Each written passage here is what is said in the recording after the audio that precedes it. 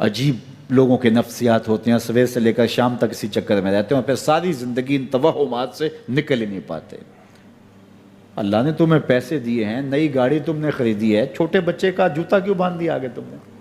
جوتا باندھنے سے اگر یہ ایکسیڈنٹ سے، حادثے سے گاڑی بچ سکتی ہوتی ہے تو پھر پاکستان کے جتنے پی آئی اے کے جہاز ہیں سب پر باندھ دینا چاہیے، سب پہ جوتے لٹکے ہوئے ہوں۔ عجیب تم نے فلسفہ تراشا، کسی نے جو ہے وہ کالی رنگ کی پٹی باندھ دی نیچے، اس سے اس کو نظر نہیں لگے گی۔ گھوڑے کے پاؤں کے نیچے جو کھری لگی ہوئی ہوتی ہے، کچھ لوگوں نے اپنے گھروں میں وہ باندھی ہوئی ہوتی ہیں کہ اس سے ہمارے گھر کے اندر کوئی مصیبت نہیں آئے گی، کوئی تکلیف نہیں آئے گی۔ کسی نے ہنڈیا اپنے گھر کے اوپر الٹی رکھی ہوئی ہوتی ہے، یہ ہنڈیا بچا لے گی، اور میاں ہنڈیا کیا بچائے گی تجھے؟ اللہ کے قہر سے کچھ نہیں بچا سکتا۔ جب تمہارے اوپر کوئی مصیبت نازل ہونی ہے تو کچھ نہیں بچا سکتا۔ اگر بچنا چاہتے ہو تو پھر اللہ سے استغفار کرو، اللہ تعالیٰ کی تسبیح کرو، اللہ کی تحلیل کرو، میرے حضور پہ درود پڑھو، پھر دیکھنا کہ مصیبتیں ٹلتی ہیں یا نہیں ٹلتی ہیں۔ تو یہ خام خواہ کے رکیے، اور یہ عامل لوگ جو ہیں ان کا تو کام ہی یہی ہے، ان کا کام چلتا ہے لوگ ذوف الاعتقادی میں مبتلا رہیں، اور یہ کہہ دیتے ہیں کہ آپ کے خاندان میں ایک منحوس عورت ہے، یہ اس کا کیا ہوا ہے، تو کوئی نہ کوئی منحوس تو پہلے ہی انہوں نے طے کر رکھی ہوتی ہے، فوراً ذہن وہاں جا کلک ہو جاتا ہے۔ اس کا نون سے نام شروع ہوتا ہے، اس کا کاف سے نام شروع ہوتا ہے، اس کا جیم سے نام شروع ہوتا ہے، تو پورے خاندان میں کسی کا نام کاف، نون یا جیم سے تو شروع ہوتا ہی ہوگا، یا دوستوں میں، تو فوراً ذہن جو ہے ادھر منتقل ہو گیا۔ اب یہ بابا جی نے بتا دیا ہے، ہاں اس نے یہ بات کی تھی، کچھ باتیں یاد آنے لگیں، اس کاف سے شروع ہونے والے نام کے ساتھ نفرت پیدا ہو گئی۔ اس بابے نے نفرت کا کاروبار کیا ہے، اس نے تو 100 روپے 200 روپے لے لیے، لیکن دو انسانوں کے اندر نفرت ڈال دی۔ اس کا گریبان کل قیامت کے دن پکڑا جائے گا۔ ان ملنگوں کے پاس، ان ذوف الاعتقادی کو پھیلانے والوں کے پاس کبھی نہ جاؤ۔ تمہیں مصیبت پڑی ہے، تمہیں لگ رہا ہے کہ شاید میرے اوپر جادو ہے، تو پڑھو نا سورہ بقرہ، جادو جڑ سے اکھڑ جائے گا۔ 40 دن اپنے گھر میں سورہ بقرہ پڑھو، برکت ہوگی۔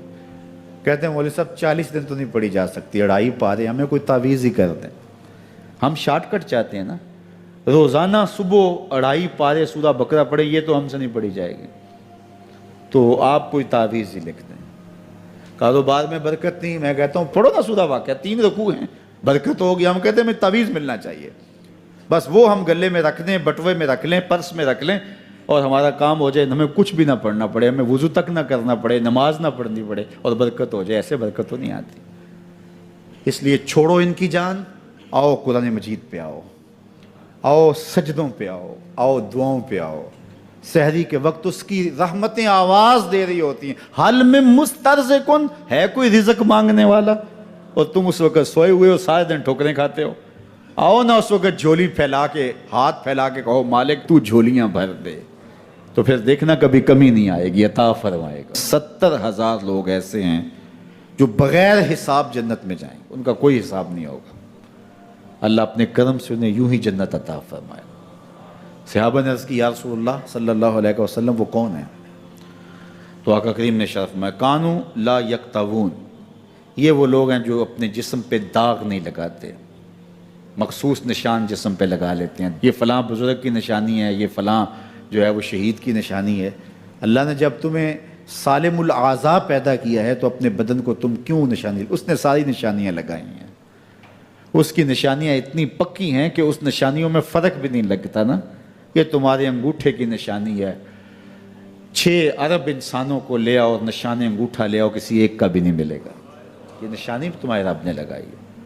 جیسی صورت تمہاری ہے ایسی صورت کسی اور کی نہیں بنائی، تمہیں منفرد بنایا اس میں۔ پوری کائنات میں سارے لوگ تمہارے جیسے ہیں، لیکن تم پھر بھی الگ دکھائی دیتے ہو۔ سب کی 2 آنکھیں، سب کا ناک، سب کے ہونٹ، سب کا رنگ ملتا جلتا، لیکن سب کی شکلیں الگ ہیں۔ یہ زید ہے، یہ بکر ہے، یہ عمر ہے، یہ آس ہے، یہ فلاں ہے۔ دوسرے وہ ولا یسترقون، اور وہ رقیہ نہیں کرتے، یہ چھو منتر جادو ٹونا ہر وقت عاملوں کے پاس بھاگے پھرتے ہیں، اور وہ انہیں جو ہے وہ غلط سلط ٹوٹ کے ٹونے بتاتے ہیں اور وہ کرتے رہتے ہیں۔